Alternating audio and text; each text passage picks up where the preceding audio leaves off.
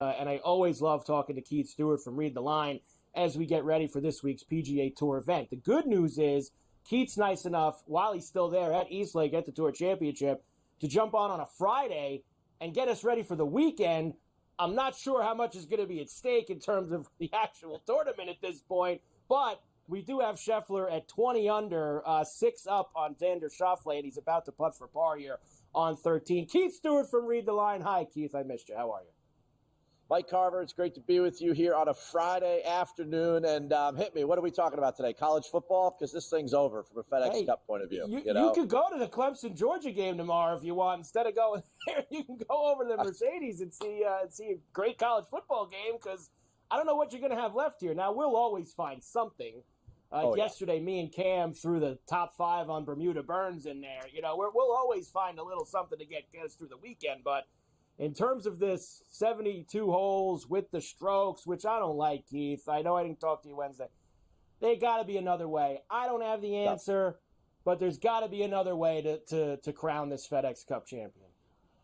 You know what, Mike? It's pretty simple. You just run the tournament like every other tournament. There's no other playoff system where, the football game, the guy, because you won your division, you get a 7-point lead because you're Pat Mahomes. I mean, the stuff, it just doesn't make any sense. And, they're just trying to deal with these guys who complain about the fact that, I played great all year. All right, so then jack up that Comcast top 10 purse that they get after the Wyndham and then pay the guys more money there. But if the playoffs are like this, every other playoffs, it's basically an elimination. So let's eliminate people. I don't understand all this. It all goes back to 2018, the famous Tiger walking down 18, where he looked like the Pied Piper with all the fans coming behind him. Nobody knows that Justin Rose won the FedEx Cup that year, right? Because Tiger won the Tour Championship.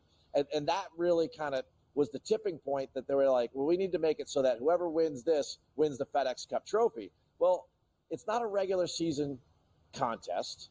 There's just too much going on. If you want to make this thing, I've talked to a bunch of people this week. I said, give me 32 people. We'll play match play, 32-16, 8, and then 4 and 2 on Sunday. But instead of match play, we'll play stroke play. You play 18 holes, head-to-head, and the low score moves on, instead of going hole by hole like you would in the Ryder Cup or President's Cup or something like that. I mean, there are ways to do this, Mike, but what they're doing right now is the worst of all worlds. Scottie goes out, and they don't even really kind of get it. The Tour doesn't even know how to market themselves properly, because after yesterday, they said he had the largest lead ever in PGA Tour history after 18 holes. It was 7. Well, he started with a 2-shot lead over Xander. And not only that, but it was really a 1-shot lead because Colin and a bunch of other guys shot 5 under and Scottie shot 6. It's just, it creates so much confusion amongst real golf fans that we have here on SportsGrid that you and we talk to every week. I don't get it. I'm with you. I think that's the biggest thing, Keith, is obviously we've done this all year. We've had a great thing with Golf Wednesdays. We've had a lot of winners, all of us, me, you, Cam. We've done a great job.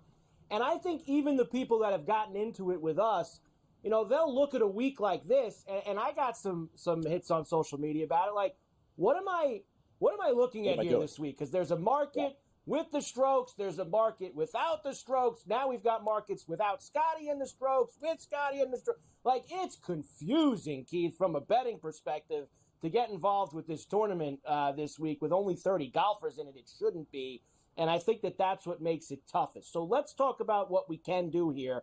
Scheffler's minus 300 with the strokes. He just dropped one. He's 19 under, and Xander just birdied to get to 15. So it's back to 4, and Xander's plus 400 live right now. The 72-hole stroke play, which is without the starting strokes, Scheffler's plus 175, Morikawa plus 340, Xander plus 650. I'm guessing, Keith, that's more of the market where you'd like to look at over the next 2 days. 100%. And I think that the guys that you want to favor are actually really live in that market, right? You've got Tony Finau. He's at 9 under after 2 days. Colin Morikawa, 9 under after 2 days. Xander, 7 under. Wyndham Clark is in there. And you look at some of these guys like a Finau, right? I mean, his ball striking has been really, really good, and the putter has kind of kicked in. We've been talking about him a lot in the playoffs.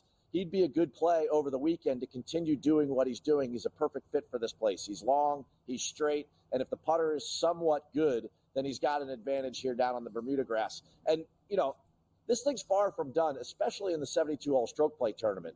Scottie now with the bogey there, he's tied with these guys at 9 under par. So there's a lot to play out. Now I know this is where it kind of stinks, is that it's tough to find that leaderboard. You got to do the math on your own because you have to know where they started, and then but hey, here's the thing: you can also follow the odds. If you follow the odds on the books that are running the stroke play tournament, you could see who's really making moves, and you could adjust accordingly. I mean, Adam Scott, I'm not going to mention his name, right, after what happened last week with the putter, but he's first in putting this week, and he's second off the tee. Here's another guy, right? Scottie is he's 8 under or 9 under. I looked at the board right before I came on with you, so I'm not 100% sure where but he sits right there. He's right in the mix. And of course, Bermuda Burns, I still feel really good about this guy. I walked the front 9 and almost passed out today with Wyndham Clark and Sam Burns. I walked all 18 holes with Sam Burns yesterday. He is hitting the ball beautifully. You just can't make every putt on these greens. They're brand new. They did this renovation so quickly. They should have taken a year off.